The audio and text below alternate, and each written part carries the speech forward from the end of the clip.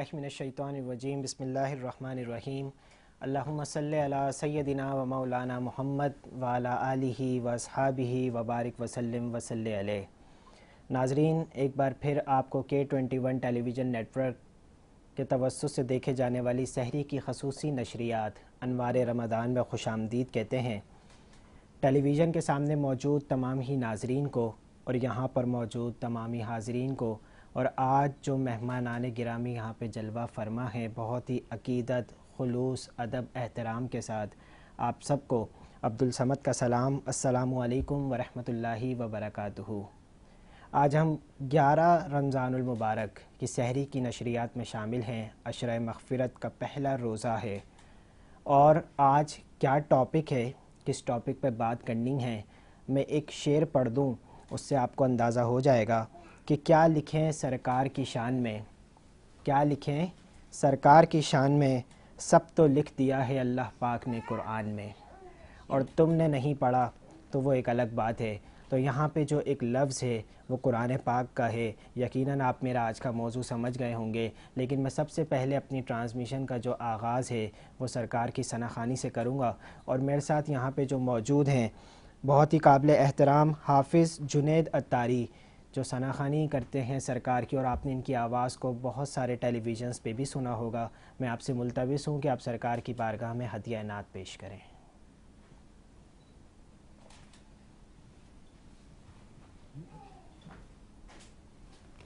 सल्लु अलल हबीब सल्लल्लाहु तआला अला मुहम्मद सल्लल्लाहु तआला अलैहि वसल्लम।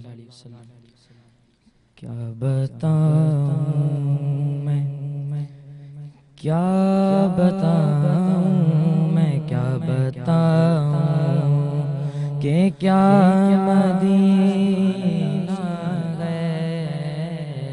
क्या बताऊं, क्या बताऊं कि क्या मदीना है। क्या बताऊं कि क्या मदीना है। बस मेरा मुद्दा मदीना है। क्या बताऊं और हाल दिल किसको सुनाए आपके होते हुए। क्यों किसी के दर पे जाए आपके होते हुए। हाँ, अपना जीना और मरना, मेरा जीना और मरना बस इसी चौखट पे है। हम कहाँ सरकार जाए आपके होते हुए। मैं उठ के जाऊं कहाँ मदीने से, मेरे आका मैं उठ के जाऊं कहाँ मदीने से। क्या कोई दूसरा मदीना है। मैं क्या बताऊं कि क्या मदीना है। और उसके कदमों की धूल तो देखो, उसका कैफो सुरूर तो देखो। हाँ, देखने का शऊर तो देखो। हाँ, उसकी आँखों का नूर तो देखो। उसकी आँखों का नूर तो देखो। जिसका देखा हुआ मदीना है। जिसका देखा हुआ मदीना है। क्या बताऊं और बेवफाई का खेल रचते हैं आका ये दुनिया वाले। तो दर्द देते हैं आका ये दुनिया वाले। तो दर्द देते हैं تو بس مدینہ ہے، کیا بتاؤں کہ کیا مدینہ ہے، بس میرا اور ہر دل کے درد کی دوا مدینہ ہے۔ اور ناظرین، یہ تھے حافظ جنید عطاری۔ اب جو یہاں پہ ہمارے ساتھ مہمان موجود ہیں وہ کون ہیں، ان کا تعارف کیا ہے؟ سب سے پہلی بات تو یہ کہ کتابوں میں جو افضل ہے کتاب اسے قرآن کہتے ہیں، اسے جس نے اتارا ہے اسے رحمان کہتے ہیں، سجا لے اپنے سینے میں جو اس کے 30 پاروں کو، زمانے بھر میں اس کو حافظ قرآن کہتے ہیں۔ اور بڑی خوبصورت ٹرانسمیشن لگتی ہے۔ میری اپنی دل کی خواہش ہوتی ہے کہ ہر گھر میں ایک حافظ ضرور ہونا چاہیے جو اس گھر کی شفاعت کا ذریعہ تو بنے۔ ہم نے اپنے بچوں کو ہر چیز سکھائی، کسی کو ڈاکٹر بنایا، کسی کو انجینئر بنایا، کاش کسی ایک کو حافظ قرآن بنا دیں اور اس کو صرف اور صرف دین کے لیے وقف کر دیں۔ یہ قرآن سے محبت بھی اور اولاد سے محبت بھی، وہ ایک اولاد یقین کریں آپ کی دنیا میں بھی کام آئے گی اور کل قیامت میں بھی آپ کی ڈھال بن جائے گی۔ اور پھر قرآن اترا کس کی شان میں؟ قرآن مقدس کا جو ہر حرف ہے وہ جمال مصطفیٰ کا مدح خواں ہے، گویا کہ اللہ خود سرکار کی ثناخوانی کرتا ہے قرآن کی صورت میں، اگر آپ نے پڑھا ہو۔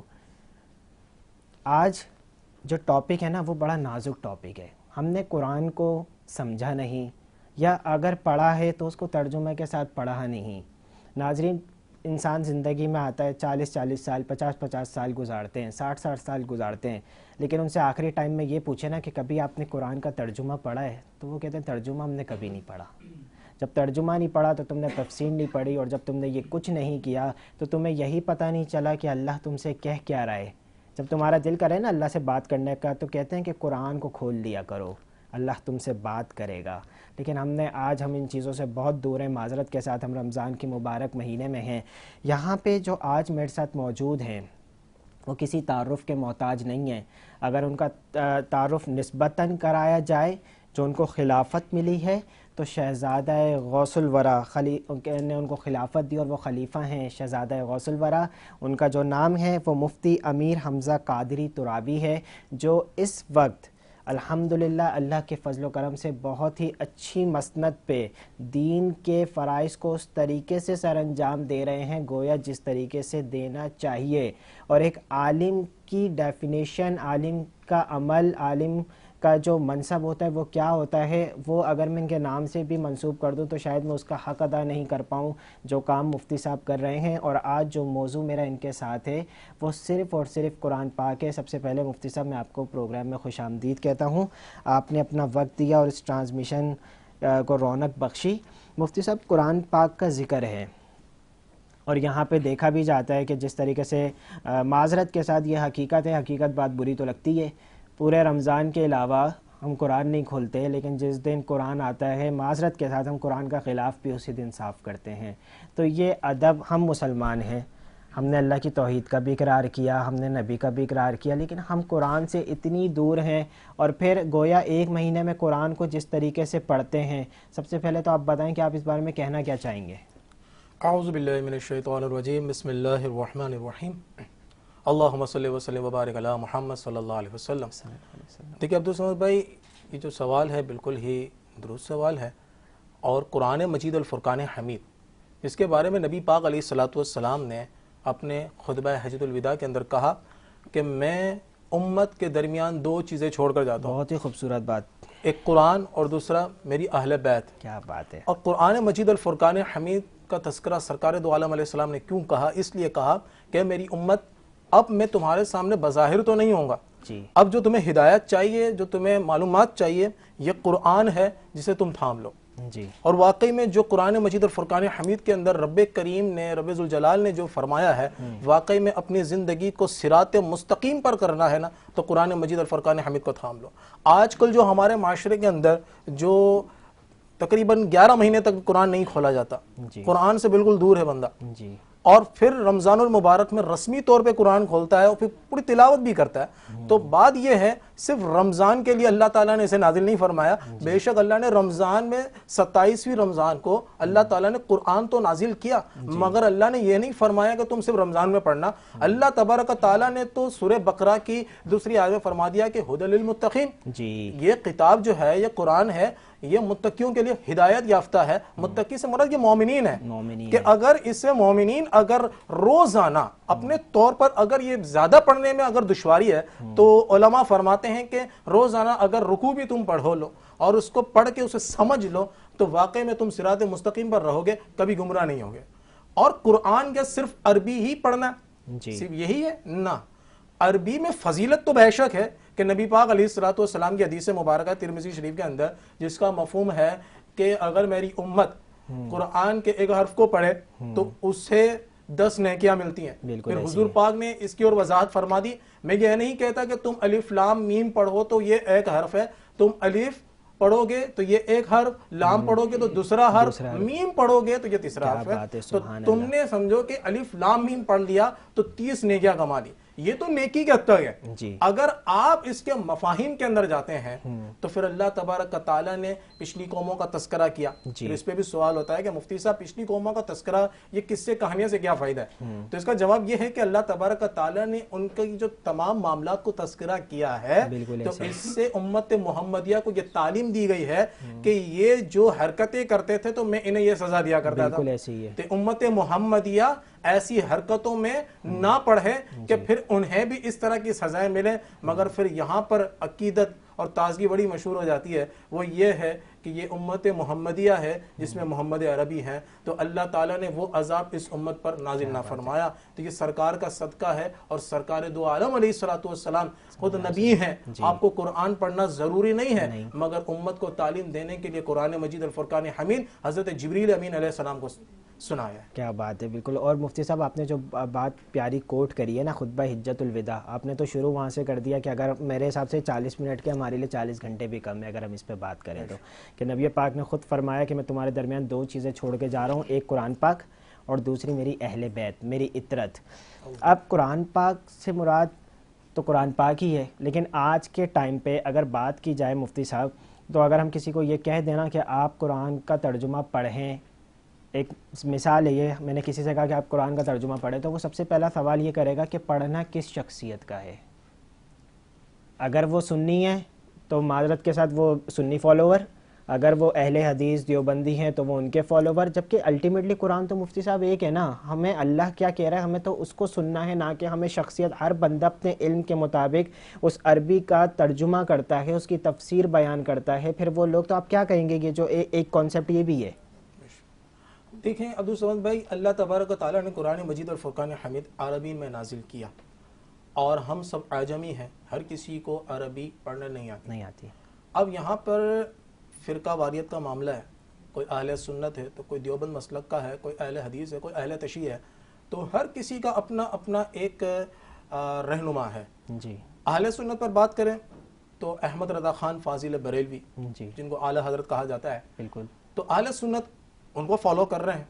اور پھر اسی طرح دیوبند مسلک میں لوگ اشرف علی تھانوی اور تقی عثمانی ان کی تفسیر کو فالو کرتے ہیں.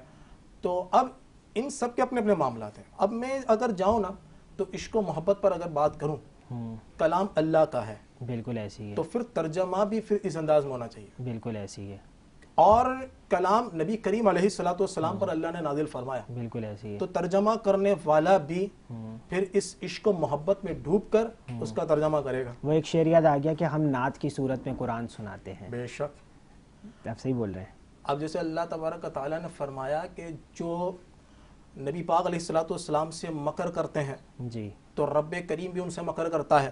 مکر کا مطلب ہے دھوکہ, جی, ایسی ہے. اب جو عاشق ہوگا, اللہ کی شان کو جاننے والا ہوگا, تو وہ اس کا ترجمہ یہی کرے گا. اسی طریقے سے میرے امام نے کیا کہ جو آپ سے مکر کرتے ہیں اللہ ان سے مکر کرتا ہے. مطلب یہ کہ جو آپ کے ساتھ دھوکہ کرتے ہیں اللہ تبارک تعالیٰ انہیں ایسی ہی مار مارے گا, بالکل ایسی. اور جو ادب والا نہیں ہے تو نعوذ باللہ اللہ کو بھی دھوکے باز قرار دے گا. تو اسی لیے کہتے ہیں کہ علم بہت ضروری ہے, کہ علم سے بندہ پھر اس شخصیت کی شان کو جانتا ہے, پھر اسی کے حساب سے کلام کرتا ہے. بالکل ایسی ہے. اور وہ بڑے بزرگ ایک بات کہتے تھے کہ عمل سے گر گئے تو بچت ہو جائے گی، ادب سے گر گئے تو بچت نہیں ہوگی.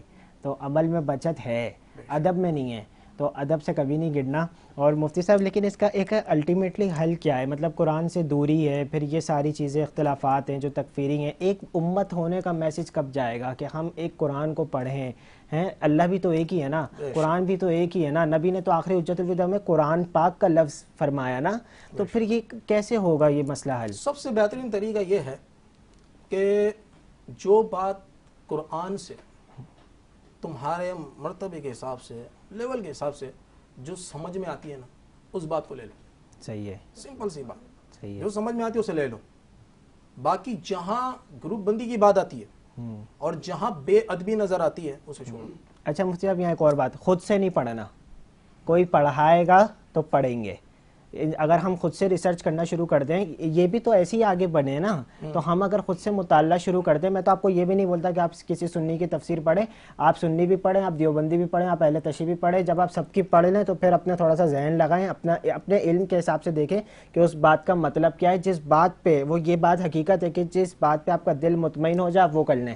ایسا ہے نا مفتی صاحب؟ ایسا بھی ہے، مگر بات یہ ہے کہ میں یہاں پر ایک بات میں ضرور کوٹ کروں گا. اگر بندہ سارے مسلک کو ایک سائڈ رکھے، جی نیوٹرل ہو کر سوچے، بہترین بات ہے تو یہ. نیوٹرل ہو کر سوچے گا نا تو اللہ تعالیٰ نے ضمیر ہر ایک کے اندر رکھا ہے. بالکل ایسے ہی ہے. ضمیر بالکل مر نہیں گیا. جی جب بندہ حضور پاک علیہ السلام کے عشق کو اگر رکھے، جی کیونکہ اگر عشق کو رکھے گا، اللہ کی محبت کو رکھے گا، پھر جب وہ دیکھے گا نا تو وہ خود ہی اس کو تمیز ہو جائے گی، کیونکہ اللہ تعالیٰ نے ہر ایک کے اندر آپ نے حلال مسئلہ ختم کر دیا، آپ نے مسئلہ ہی ختم کر دیا. دوسری بات مفتی صاحب یہاں پہ ایک اور بات تھوڑا سا ماں باپ کے لیے بھی ہے، میں نے شروع میں ایک ذکر کیا تھا، میں آپ سے بھی چاہوں گا کہ آپ بھی اس پہ کچھ کہیے گا کہ آج کل کے ٹائم کے اندر پہلے بچوں کو حافظ بنایا جاتا تھا، خوشی سے کہا جاتا تھا ہمارے ہاں اولاد ہو رہی ہے نا ہم اس کو حافظ قرآن بنائیں گے. آج یہ کانسیپٹ ہی ختم ہوتا جا رہا ہے. وہ یہ بولتے ہیں یہ حافظ بن کے کریں گے کیا ہیں، یہ عالم بن کے کریں گے کیا، یہ کتنا کما لیں گے. جبکہ میں حقیقت بات بتاؤں انہیں یار معذرت کے ساتھ، عالم جو ہیں وہی ترقی کر رہے ہوتے ہیں، یہ جو دوسرے پڑھے لکھے ہوتے ہیں یہی بے روزگاری سے مر رہے ہوتے ہیں. آپ علماء کو بعد میں بولیں، آپ ان بچوں کو بعد میں بولیں، یہ تو ان کے دلوں میں قرآن ہے کہ کس طریقے سے بے روزگار رہیں گے. آپ نے اپنا کانسیپٹ ہی چینج کر دیا مفتی صاحب. تو یہاں پہ ہر گھر میں ایک حافظ ہونا چاہیے. بے شک ہونا چاہیے. فضیلت بھی بتائیے گا. فضیلت بھی بتاؤں اور ساتھ میں ایک حق بات ہے وہ بھی کروں گا، شاید کئی لوگوں کو اختلافات ہو. باہر کے نبی پاک علیہ السلام کی حدیث مبارکہ سیاستہ شریف کے اندر موجود ہے، ان 6 کتابوں کے اندر. حضور پاک علیہ السلام نے فرمایا کہ صاحب قرآن، یعنی یہاں سے مراد جس نے قرآن کو حفظ کیا، کہ اس کی فضیلت نبی پاک نے یوں بیان کی کہ وہ 10 لوگوں کی شفاعت کروائے گا، بشرط یہ کہ وہ حلال کو حلال جانتا ہو، حرام کو حرام جانتا ہو اور گناہوں سے محفوظ ہو. بالکل، تقویٰ تو اہم ہے نا، وہ تو لازمی ہے. اور حافظ کیسا؟ جو قرآن کی تمام آیتوں کو بعینی حفظ کیا پلس اس کے مفاہیم کو بھی جانا.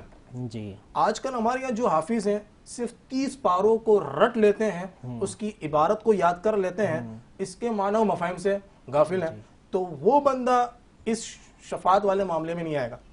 اور پھر دوسری بات، والدین تو حفظ کراتے ہیں، بے شک کروائیں. میں کہوں گا کہ واقعی میں آپ کی والی بات کہ ہر گھر کے اندر حافظ ایک ہونا ضروری ہے جس طرح عالم کا ہونا ضروری ہے. تو اس بچے کو اس کی تعلیم بھی سکھائیں، جی حافظ پلس عالم بنائیں، جی کہ پھر وہی صرف 10 کو نہیں لے کر جائے گا، پھر اسی عالم کو دروازے پہ کھڑا کر دیا جائے گا کہ اب تو اپنے ساتھ سب کو لے کر جا جن کو تو لے کر جاتا ہے. کیا بات. اور پھر والدین کو تو وہ پہلے ہی فرسٹ ترجیح دے گا اور ساتھ میں اپنی اولادوں کو بھی دے گا. پھر یہاں تک کہ لوگ آئیں گے کہیں گے کہ علامہ صاحب میں آپ کو پانی پلایا کرتا تھا، مجھے بھی جنت لے جائیں. مجھے بھی جنت لے. اور والدین کو کتنا بڑا اجر ہے جو تاج پہنایا جائے گا. اللہ اکبر. یہاں تک بھی نبی پاک علیہ السلام نے فرمایا کہ تمہاری گھر کی روشنی کم پڑ جائے گی، اللہ تعالیٰ ان حافظوں کے والدین کو جو تاج پہنائے گا اس کی بہت زیادہ تیز روشنی ہوگی.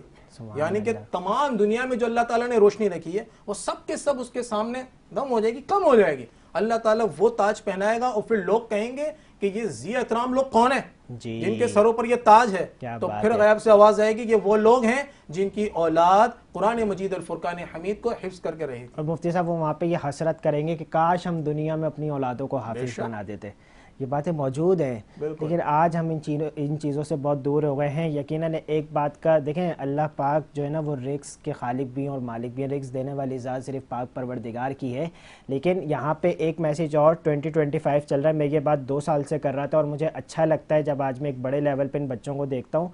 آج مفتی صاحب اگر آپ غور کریں گے نا تو اگر کوئی حافظ ہے، کوئی عالم ہے، تو دوسری جگہ پہ وہ الٹیمیٹ انجینئر بھی ہوگا، وہ ڈاکٹر بھی ہوگا۔ میں یہاں پہ ایک بات آپ کے ذہنوں سے یہ نکالنا چاہتا ہوں کہ یہ دین اپنی روزی کے لیے نہیں سیکھتے، یہ عالم اپنی روزی کے لیے نہیں، ان کا روزگار الگ ہے۔ آپ اس مائنڈ سے ہٹیں، دین کی یہ تبلیغ کرتے ہیں، انہوں نے مسندیں سنبھالی ہوئی ہیں، دستار بندی سنبھالی ہوئی ہے، آپ نے مذاق بنا کے رکھ دیا علماء کا۔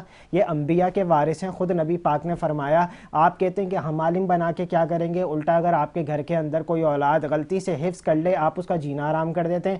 کوئی عالم بن جائے، آپ اس کے لیے بیریئر کھڑے کر دیتے ہیں، اس کو پوری زندگی گزارنا مشکل ہو جاتی ہے کہ جیسے ساری دین کی باتیں یہی کرے گا۔ مفتی صاحب ایسی باتیں ہیں نا، پھر اس کے لیے جاب کے معاملات، اس کے لیے شادی کے معاملات، آپ نہیں کریں ایسی چیزیں۔ ان بچوں کو اسکوپ دیں، یہ ہمارا اثاثہ ہیں، یہاں تو ہیں ہی ہیں، کل قیامت میں بھی یقین کریں آپ ان کے محتاج ہوں گے یا آپ کے نہیں ہوں گے۔ تو یہ ایک میسیج ہے پیرنٹس کے لیے بھی۔ بہت ہی پیاری گفتگو چل رہی ہے اور یہاں پہ وقت ہوا ایک بریک کا، میں بریک سے واپس آتا ہوں۔ السلام علیکم ورحمۃ اللہ وبرکاتہ۔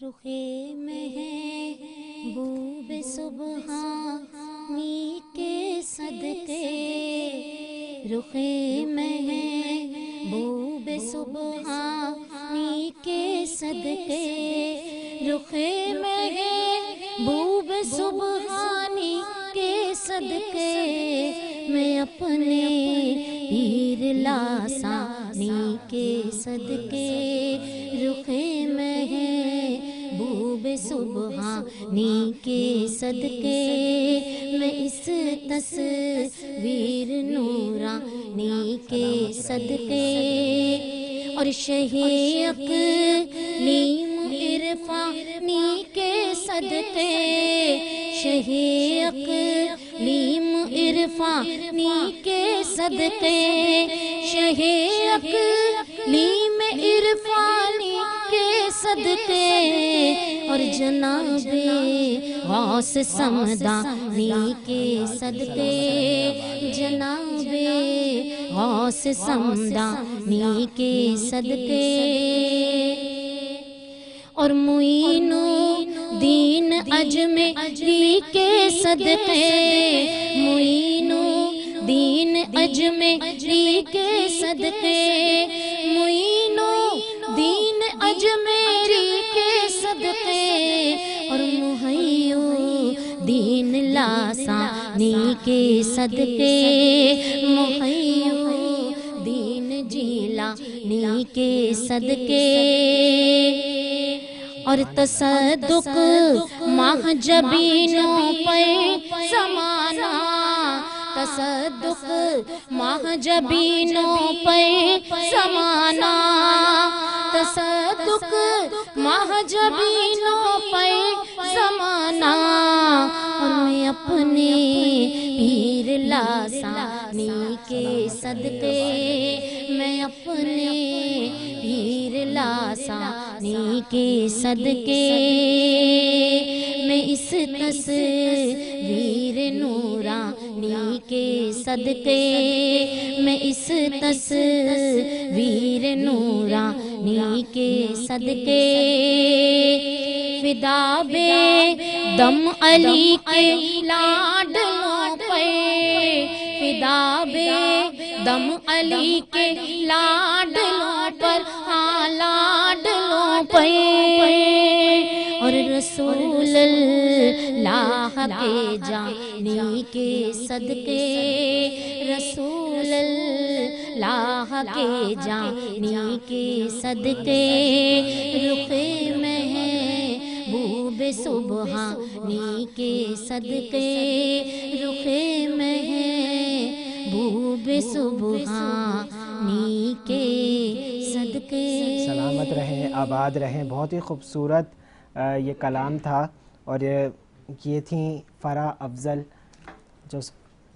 جن کی شان میں یہ کلام پڑھ رہی تھی نا. وہ کون ہیں؟ وہ ہیں جن کا فرمان ہے قدم حاضی علی رقبۃ من کل ولی اللہ، کہ میرا یہ قدم تمام اولیاء کی گردن پر ہے. آپ ولیوں کے ولی ہیں. اور ہماری ٹرانسمیشن یہ ویسے ہماری خوش نصیبی ہے کہ کبھی کہیں اہل بیت کا ذکر ہوتا ہے، کبھی کہیں ولیوں کا ذکر ہوتا ہے. اور ایک شعر پڑھوں گا، اس کے بعد پھر اپنے ثنا خان کی طرف جاؤں گا کہ اللہ اللہ کرنے سے اللہ نہیں ملتا، اللہ والے ہوتے ہیں جو اللہ سے ملا دیتے ہیں. اور میرے ساتھ یہاں پہ موجود ہیں محمد مخدوم رضا قادری، جو ثنا خان مصطفیٰ بھی ہیں، بہت ہی مشہور و معروف ہیں. آپ نے ان کی آواز کو بہت ہی چینلز پہ سنا بھی ہوگا. آج ہی ہماری ٹرانسمیشن میں جلوہ افروز ہیں. آپ کو بھی ٹرانسمیشن میں خوش آمدید کہتے ہیں. میں آپ سے ملتمس ہوں کہ آپ سرکار کی بارگاہ میں ہدیہ نعت پیش کریں. صلو علی الحبیب صلی اللہ تعالی علی محمد صلی اللہ علیہ وسلم. ہو کرم سرکار اب تو ہو گئے شمار، ہو کرم سرکار اب تو ہو گئے غم بے شمار.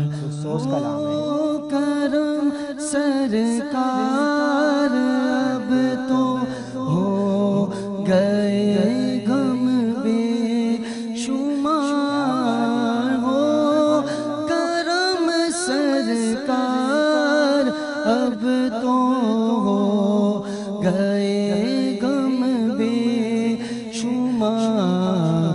جان و دل تم پر فدا اے دو جہاں کے تاجدار. جان و دل تم پر فدا اے دو جہاں کے تاجدار. میں اکیلا اور مسائل زندگی کے بے شمار. میں اکیلا اور مسائل زندگی کے بے شمار. آپ ہی کچھ کیجیے نا اے شہ عالی وقار. آپ ہی کچھ کیجیے نا اے شہ عالی وقار. بدے خضرا کے جلوے اور وہ افطاریاں، بدے خضرا کے جلوے اور وہ افطاریاں یاد آتی ہے بہت رمضان طیبہ کی بہار. یاد آتی ہے بہت رمضان طیبہ کی بہار. یاد آتا ہے طواف خانہ کعبہ مجھے. یاد آتا ہے طواف خانہ کعبہ مجھے. اور لپٹنا ملتزم سے والہانہ بار بار. کیا بات ہے. سلامت رہیں، سلامت رہیں. لپٹنا ملتزم سے والہانہ بار بار. یا سن لیجے میری فریاد کو یا رسول اللہ، سن لیجے میری فریاد کو، کون ہے جو کہ سنے تیرے سوا میری پکار۔ وہ شعر یاد آ گیا، سبحان اللہ، کہ تم ہی سنو گے میری، تم ہی کرم کرو گے، دونوں جہاں میں میرا تم ہی بھرم رکھو گے۔ آقا جب آپ ہیں نا تو پھر کوئی غم ہی نہیں ہے، اور آپ ہیں تو پھر انشاءاللہ تعالیٰ جنت بھی ہماری ہے، اور کل بروز قیامت جو شفاعت کا صحرا سجے گا نا ہمارے سروں پہ بخششوں کا، وہ بھی آپ کے صدقے میں ہی سجے گا۔ مفتی صاحب، میں آپ سے یہاں پہ ایک سوال یہ کرنا چاہتا ہوں کہ کوئی ایک ایسی چیز بتائیں، قرآن پاک کی صورتیں جو ہیں وہ شفا سے بھرپور ہیں، کوئی ایک ایسی صورت بتائیں جس میں ساری بیماریوں کا علاج ہو اور بہت ہی آسان بھی ہو، لوگوں کو اس سے فائدہ ہو، تاکہ یہ لوگ آج کل جن لوگوں کے پاس جاتے ہیں نا شفا حاصل کرنے کے لیے، ان میں تو خود شفا نہیں ہوتی، وہ کسی کو کیا دیں گے؟ دیکھیں عبدو سمد بھائی، اللہ تبارک و تعالیٰ نے جو کلام دیا ہے قرآن مجید الفرقان حمید، یہ تو ویسے ہی سورہ فاتحہ سے لے کے والناس تک شفا ہی شفا ہے، مگر احادیثوں سے جو ہمیں معلومات ملتی ہیں اور بزرگان دین جو ہیں جنہوں نے ہمیں یہ معلومات دی ہے کہ سورہ فاتحہ، یہ سورہ فاتحہ کو سورہ شفا بھی کہتے ہیں۔ جی، سورہ فاتحہ کو جو ایک بار بھی اگر عقیدت کے ساتھ پڑھ لیں، ویسے اس کی جو تعداد بتائی گئی ہے کہ 10 مرتبہ پڑھے اور اسے پانی پر دم کرے تو اس سے کم و بیش 700 بیماریاں جو ہے وہ اللہ تبارک تعالیٰ دور فرما دیتا۔ جی بالکل ایسی کم و بیش 700 بیماریاں، ویسے تو یہ جو ہمیں روایتوں سے موصول ہوا، باقی اللہ کی شان ہے، اللہ تعالیٰ سورہ فاتحہ سے کیا کیا بیماریاں دور کر دیں۔ اسی طریقے سے آج کل ہمارے پاس کچھ ایسے بھی آتے ہیں کہ فلاں نے جادو کر دیا، فلاں نے یہ کر دیا، فلاں نے وہ کر دیا۔ میں کہتا ہوں اگر کیا نہیں کیا، آپ قرآن مجید الفرقان حمید کی جو یہ آخری جو 2 صورتیں ہیں سورہ فلق اور سورہ ناس، اسے اپنے معمول میں رکھ لے، ٹھیک ہے، رات کو سونے سے پہلے باوضو رہے، اور باوضو بھی بڑی فضیلت ہے کہ جو باوضو سویا اور اس کو اسی سونے میں نیند میں ہی موت آ گئی تو اس کو شہید کا درجہ ہے۔ اللہ اکبر۔ تو سورہ فاتحہ کے ساتھ اگر اس کو بھی ملا لیں صحیح ہے، تو وہ 700 جو بیماریاں ہیں وہ بھی دور، اور سورہ فلق و ناس کو پڑھ لیں۔ اگر یہ وہم ہے یا حقیقت ہے تو جادو کرنے والے نے جادو کیا بھی ہو، چاہے لاکھوں کا کیا ہو، اللہ تعالیٰ ان 2 صورتوں کی برکت سے اس پر جادو کو بھی ختم فرما دے گا، جس طرح نبی کریم علیہ السلام پر یہودیوں نے جادو کیا تھا۔ اب یاد رکھیے گا کہ نبی پاک علیہ السلام پر جادو تو کیا تھا، یہ جادو بھی نبی پاک کا عشق حاصل کرنے کے لیے آیا تھا، تو حضور پاک سے ٹچ ہوا تھا، اور پھر اللہ کو یہ بھی تو بتانا تھا کہ امت محمدیہ پر اگر جادو کا اثر ہو تو میرا محبوب جو عمل کرتا ہے اسے اپنا لو۔ تو اللہ تعالیٰ نے یہ 2 صورتیں نازل فرما لی، فلق و ناس، حضور پاک نے اسے پڑھا، اپنے اوپر دم کیا، وہ جادو کا اثر ختم ہو گیا۔ تو اللہ اکبر، تو قرآن مجید کو تھام لوگے تو ہر مصیبت سے نجات پا جاؤ گے، ہر مصیبت سے نجات پا جاؤ گے۔ اور مفتی صاحب یہاں پہ ایک بات ہے اور تھوڑا سا مذاقتاً بھی ہے کہ یہاں پہ نا یہ وہم پتہ ہے کب آتا ہے؟ جب کاروبار میں جو مسئلے آتے ہیں یا رشتوں میں مسئلے آتے ہیں تو فوراً یہ خیال آتا ہے کہ ہم پہ کسی نے جادو کرا دیا، لیکن جب معاملہ صحیح چل رہے ہوتے ہیں نا، جس دن آپ کسی مہینے اچھا کما لیں گے تو اس دن آپ کے اوپر یہ وہم نہیں آتا کہ شاید کسی نے غلطی سے جادو کرایا تھا، میں سنور گیا یا میری روزی میں برکت ہو گئی۔ یہ سارے مطلب برے خیال تب آئیں گے جب آپ کے ساتھ غلط ہو رہا ہوگا، تو اس کا مطلب یہ ہوتا ہے کہ اچھے وقت میں تم نے اللہ کا شکر ادا نہیں کیا اور برے وقت میں تمہیں یہ وسوسے آنے لگ گئے۔ لیکن ہر چیز کا علاج قرآن پاک میں موجود ہے، ہر بیماری کا علاج موجود ہے۔ غیر مسلموں نے ہماری کتاب کو ریسرچ کر کے وہ ہم ہی پہ امپلیمنٹ کر کے ہمیں دکھا رہے ہیں، ہم نے آج تک مسلمان ہونے کے باوجود اس کتاب کو ترجمے کے ساتھ نہیں پڑھا۔ یہ ہمارے لیے ایک سوچنے کا مقام ہے۔ مفتی صاحب، قرآن پاک کے حوالے سے اور کوئی ایسی بات جو آپ سمجھتے ہیں کہ آج ہم میسیج دیں اپنے پلیٹ فارم سے؟ دیکھیں، قرآن مجید اور فرقان حمید کی شان میں ایک بات میں حضرت سیدنا عثمان غنی رضی اللہ تعالیٰ عنہ کی کرتا چلو۔ حضرت عثمان غنی رضی اللہ تعالیٰ عنہ نے فرمایا کہ اگر میری جوتی کا تسمہ بھی کھو جاتا تو میں قرآن مجید سے تلاش کرتا تھا۔ کیا بات ہے، بہت خوبصورت بات۔ یعنی یہ بہت ہی باکرامت کتاب ہے، اگر بندہ اس کو عقیدت کے ساتھ اگر اس کو پڑھے نا، میں نے جو مشورہ دیا تھا 1 رکوع، اگر 1 رکوع بھی نہیں پڑھ سکتا اسے 3 آیت بھی پڑھے، ٹھیک ہے، بالکل اللہ تبارک و تعالیٰ کی رضا کے لیے، لیکن ترجمے کے ساتھ پڑھے، اور ترجمے کے ساتھ اس کی تلاوت کرے، صحیح ہے، اور جتنی نیتیں کرنا چاہتا ہے نا ساری نیتیں کر لے، ٹھیک ہے، ساری نیتیں کر کے وہ پھر اس کی تلاوت کرے. صحیح ہے، تو دیکھیے گا کہ جب اللہ کا کلام پڑھا جاتا ہے تو اللہ کی جو نوری مخلوق ہے فرشتے وہ بھی آ جاتے ہیں جی، اور اللہ تعالیٰ کی رحمتیں ان پہ برستی ہے. کیا بات اور ہے، جب وہ نوری مخلوقیں آتی ہیں اور پھر جب اللہ کا کلام پڑھا جاتا ہے جی، تو پھر جو رحمتوں کی چھما چھم بارش ہو رہی ہوتی ہے بات تو ہی الگ پھر ہے، بندہ دنیا کو بھی سنوار لیتا ہے اور آخرت کو بھی سنوار کیا لیتا بات ہے. ہے. اور پھر دوسری بات کہ لوگ کہتے ہیں نا کہ مجھے جنت ملے گی کہ نہیں ملے گی، تو یہی قرآن رب کریم کی بارگاہ میں عرض کرے گی کہ اے مولا یہ مجھے دنیا میں ترجیح دیتا تھا، مجھے دنیا میں پڑھتا تھا. یہ میں اپنی طرف سے بات بہت ہی نہیں، خوبصورت میسیج دے رہے ہیں آپ. یہ سیاہ ستہ شریف کے اندر ہے، آئی تھنک ابن ماجہ کے اندر ہے جی، کہ یہ قرآن مجید الفرقان حمید اللہ سے عرض کرے گا کہ اے مولا یہ مجھے دنیا میں پڑھتا تھا جی، تو اس کو تو کچھ تحفہ عطا فرما، تو اللہ تبارک و تعالیٰ اسے بھی تاج پہنا دے گا. کیا بات ہے، اور سبحان پھر اللہ، سبحان اللہ، یہی کہے گا قرآن کہ اے اللہ، اے مولا، اے پروردگار یہ مجھے پڑھتا تھا تو اور بھی اسے تحفہ عطا فرما. تو اللہ تبارک و تعالیٰ اسے ایک لباس پہنا دے گا. کیا بات پھر ہے، یہی قرآن کہے گا تو کیا اس کے لیے یہی ہے؟ تو رب کریم کہے گا کہ جس طرح تو قرآن دنیا میں پڑھتا تھا اسی طرح تو ٹھہر ٹھہر کے قرآن پڑھ، جہاں پر تیرا یہ پڑھنا مکمل ہوگا وہ جنت میں تیرا درجہ ہوگا. سبحان، کیا بات ہے ناظرین، یہ فضیلتیں گویا یہ تو کتاب خود سفارش کرے گی، تو یقیناً ہمیں اس کو آج تھامنے کی ضرورت ہے. میرے ساتھ یہاں پہ موجود ہے احسان رضا قادری.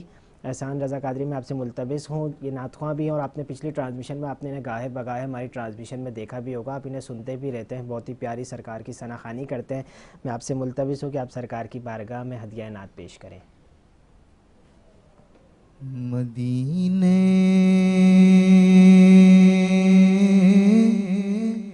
سے بلاوا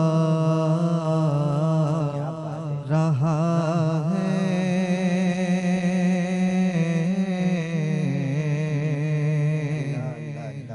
مدینے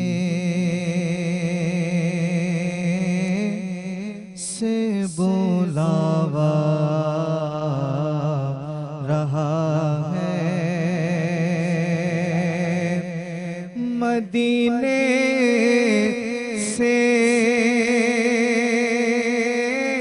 بلاوا رہا ہے،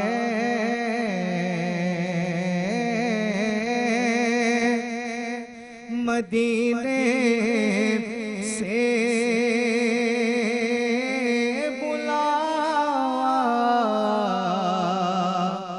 رہا ہے،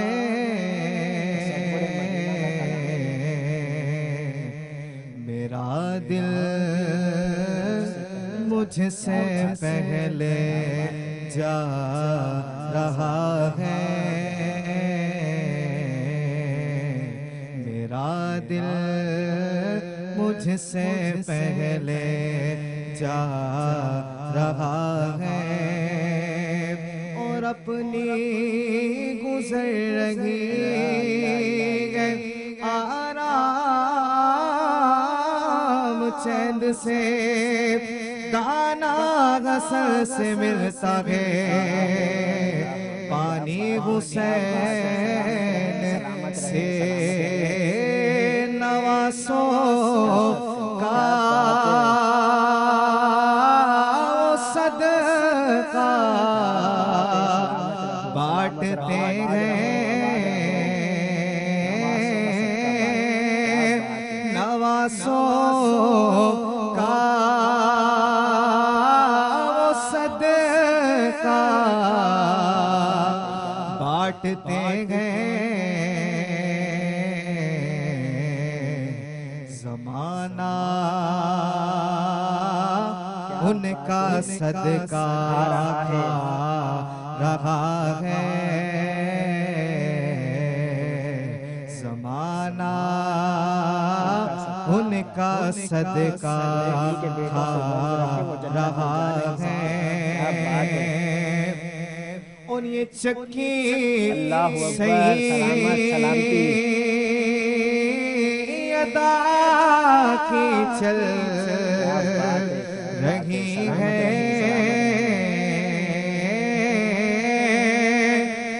चक्की सैयदा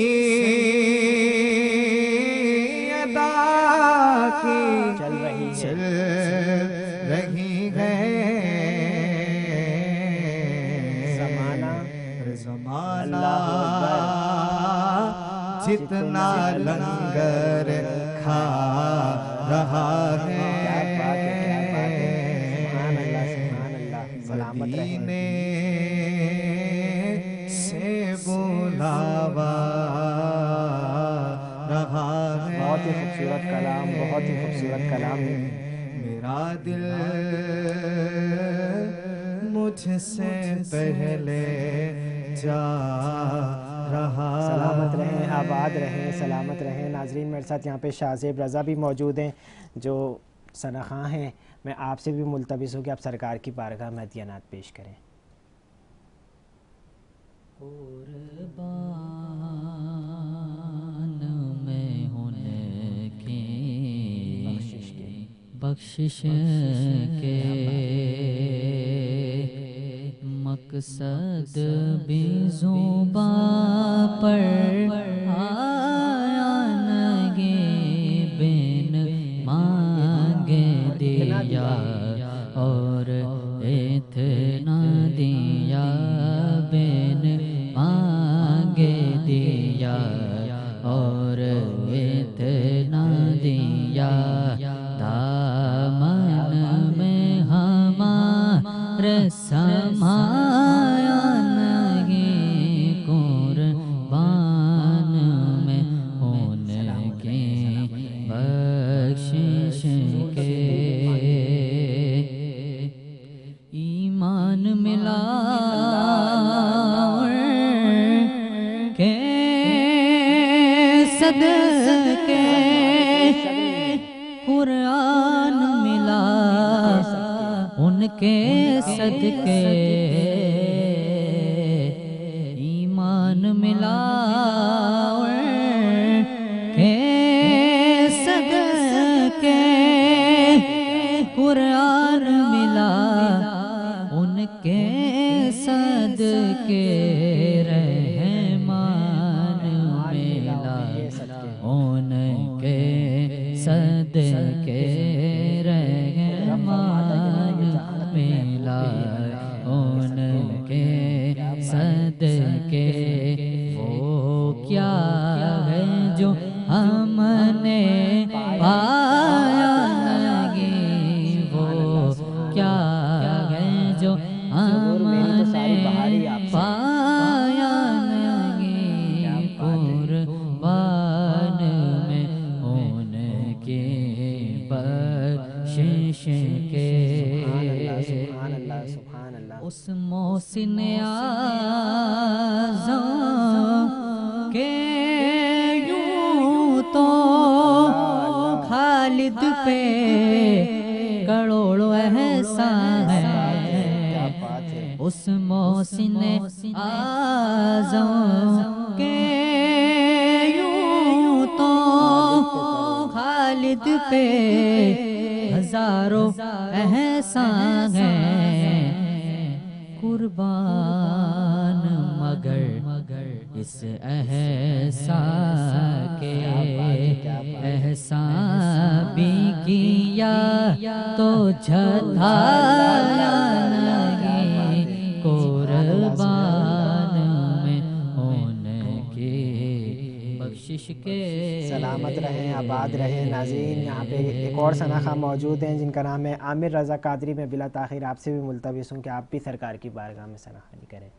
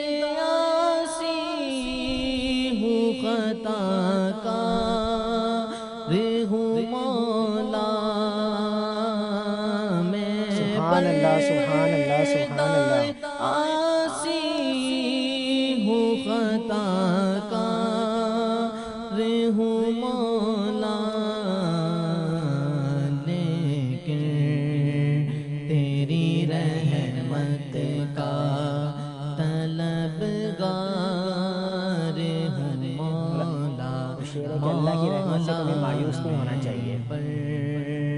دائیں آسی ہوں وابستہ ہے امید میری تیرے کرم سے،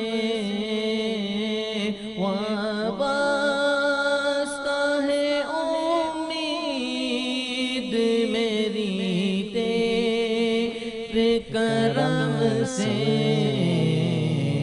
تیرا ہوں فقط تیرا، تیرا ہوں فقط تیرا، پرستار ہوں مولا، مولا میں بر.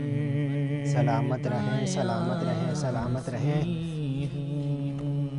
آباد رہیں. اور نادان تھے جو رکھتے تھے امیدیں کسی پر، ذات اللہ کے علاوہ کوئی کسی کا نہیں ہوتا. اور اپنی زندگی میں جو ہے نا وہ اللہ کو یاد کیا کریں. اور کبھی جب غم بہت زیادہ ہو جائیں، جب آپ بالکل تھک جائیں نا، تو کبھی تنہائی میں بیٹھ کے سب سے پہلے اپنے رب کو یاد کیا کریں اور پھر اپنے نبی پر درود پاک بھیجا کریں. پھر آپ دیکھیے گا آپ کی مشکلیں حل کیسے ہوتی ہیں. اور میں یہاں پہ شکریہ ادا کرتا ہوں مفتی صاحب آپ کا کہ آپ نے بہت ہی ایک اچھا پیغام ہماری ٹرانسمیشن سے دیا. ناظرین، اسی کے ساتھ سب سے پہلے I am very thankful to all of our sponsors. One of the biggest brand Rooh Afza and Salman food, جو ہمیں اتنے اچھے اچھے سوسز اور جیمز کیچپس دیتے ہیں، روزانہ اسپانسر کرتے ہیں. اس کے علاوہ time vision marketing, Miandad holdings. ان کے علاوہ کافی لوگ پوچھتے ہیں کہ سر آپ سوٹس کن کے ویئر کرتے ہیں. میں نے کل بھی بتایا تھا جو ہمارے برانڈ ہے جو ہمیں سوٹس اسپانسر کرتے ہیں. آج جنہوں نے ہمیں سوٹ اسپانسر کیا ہے وہ میک کلیکشن ہیں. اسکرینز پہ نمبرز چل بھی رہے ہوں گے ان کے. One of the biggest brand Mac collection and Aura. اور دوسرے ورڈز میں ان کا ایک اور برانڈ ہے جس کو انداز کے نام سے انہوں نے انٹروڈیوس کروایا ہے. بہت ہی اچھے فیبرک میں، بہت ہی ریزنیبل پرائسز ہے. کوالٹی اسٹیپ بہت بہترین ہے. Must visit their website and also contact on given numbers.